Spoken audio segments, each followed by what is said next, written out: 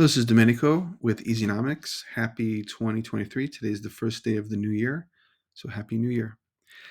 In this video, it'll be relatively short. I wanted to further clarify this model where we're looking at the aggregate supply of labor, the aggregate demand for labor, along with the labor force, and understanding the gap between the labor force and the equilibrium between ASL and ADL, representing the natural rate of unemployment. So the video is going to go into more detail about this, just kind of further clarify that. These videos are part of a playlist that you can find within the YouTube channel that is focused on unemployment.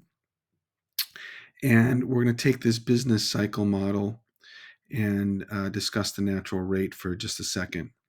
So in that model, where we're looking at the business cycle, we're measuring time on the x-axis and real GDP on the y-axis.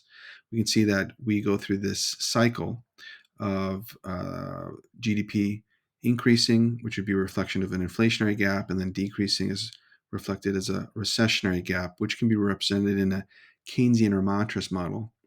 And points A, C, and E illustrates the long-term growth trend, or the average quantity of GDP output produced when we're at full employment, fully employing our resources such as labor. And at point A, C, and E, that full employment level illustrates or represents our natural rate of unemployment. In the United States, as an applied example, we can see this fluctuation in the unemployment rate over time, where unemployment rises, so that would be a reflection of a recessionary gap. It falls, perhaps it goes unusually low compared to the natural rate of unemployment, so that could be maybe an inflationary gap, and it goes into a recessionary gap. Maybe it's holding steady at its natural rate in another recession.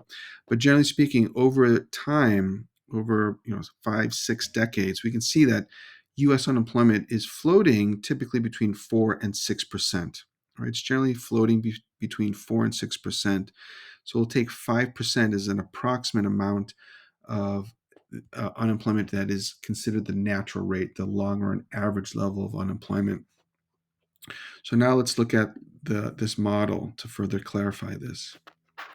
So as you've seen in the previous 2 videos in this series, or previous 1 or 2 videos, I'm not sure how many, but it's all part of a series labeled Part 1, Part 2, Part 3. We are measuring the average real wage rate on the y-axis and the quantity of labor on the x-axis. We have our downward sloping aggregate demand for labor curve, representing the demand for labor by firms, demanding labor as an input in their production. The upward sloping aggregate supply of labor curve, labor provided by households that owns the factor of production of labor. And we have this equilibrium where ASL1 equals ADL1 at point A. All right, so at point A, we have an equilibrium establishing the average real wage rate at WE, and at that wage rate on average, we have a quantity of employed labor at Q1. So from 0 to Q1, this is the quantity of our labor force that is employed at that equilibrium level. And then we have some voluntary unemployment, people looking for work at that equilibrium wage but unable to find work, which is represented by these additional upward sloping supply curves, ASL2, ASL3, and the total of all of our employed and unemployed labor representing our labor force. Labor force, again, is the sum of all of our unemployed workers plus all of our employed workers. So everything from 0 all the way to quantity at LF is our full labor force. So the distance, or actually if we look from Q1 to QLF, that is representing the natural rate of unemployment, assuming that we're at the long run average growth trend in the business cycle. We're neither in an inflationary gap nor in a recessionary gap. We're at full potential GDP. So from Q1 to QLF, quantity at labor force, that is representing our natural rate of unemployment. And according to John Keynes, he categorized the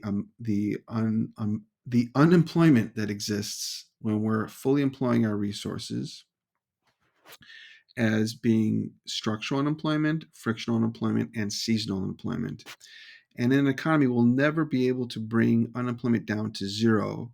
There's always going to be some level of structural unemployment, which could be people who have obsolete skills as a result of new technologies replacing labor, and thus they become unemployed, or for geographic reasons, maybe a significant or large manufacturing firm leaves a town or city, and then as it leaves, there's reduced demand for labor in that city, and that leads to structural unemployment.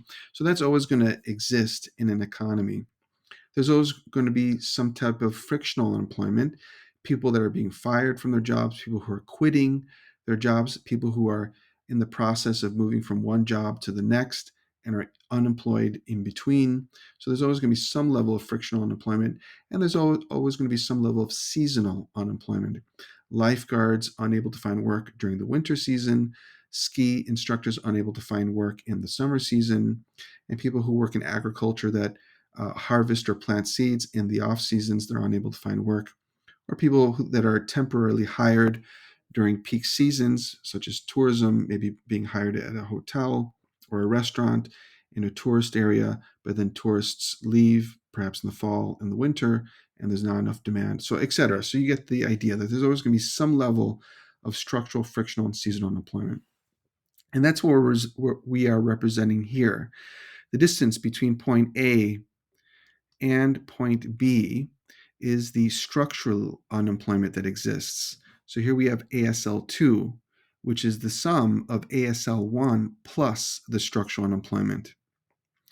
And then from point B to point C, or from Q2 to Q3, this is the level or quantity of frictional unemployment that exists in the economy when we're at that full employment rate or at full potential GDP.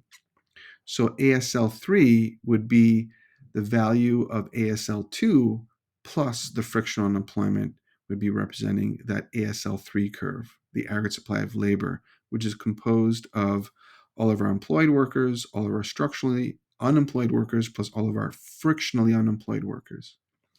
And then the distance between point C and point D is the sum of all of our unemployed workers plus all of our employed workers. So at point D, we have the supply of labor that is employed at the equilibrium wage rate of WE at quantity Q1, plus all of our structurally unemployed workers from Q1 to Q2 or from point A to point B, all of our frictionally unemployed workers from point B to point C or from Q2 to Q3, and all of our seasonally unemployed workers from point C to D or from Q3 to QLF.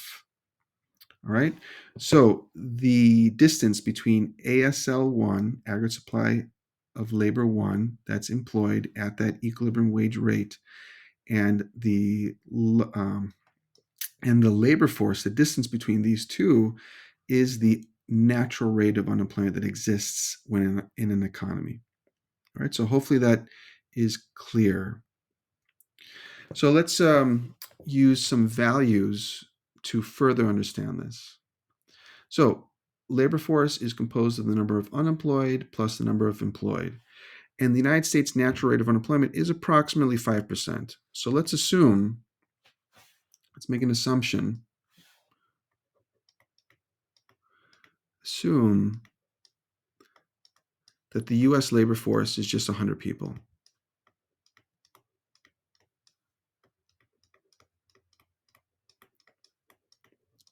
All right, so if that's the case, if our full labor force is 100 people and the natural rate of unemployment is 5%, then that would be five workers. So we would have a natural rate of unemployment being equal to 5 workers with the employed labor force, I'll put employed labor force, being equal to 95. So here we have the number of unemployed, so that would be 5 workers. And here we have the number of employed, that would be 95 workers. So 95 plus 5, our entire labor force is 100 workers. So again, here from 0 to Q1, the value of that would be 95 workers. And here, the natural rate of unemployment would be a total of 5. So perhaps that's composed of maybe 2 workers that are structurally unemployed, maybe 2 workers that are frictional unemployed, and maybe 1 worker that is seasonally unemployed. So 221, the combined amount of 5 is representing the natural rate of unemployment in this U.S. economy, assuming a labor force of 100, and we have 95 people that are employed. Okay, so hopefully that is clear. There'll be some notes about this in the video notes below. And in addition to this series, I'm now going to provide some paper 2, paper 3 type of calculations for calculating the unemployment rate when taking into account this formula of labor force being number of unemployed plus number of employed. That is coming up next in the series. Thank you so much, and don't forget to subscribe and to like.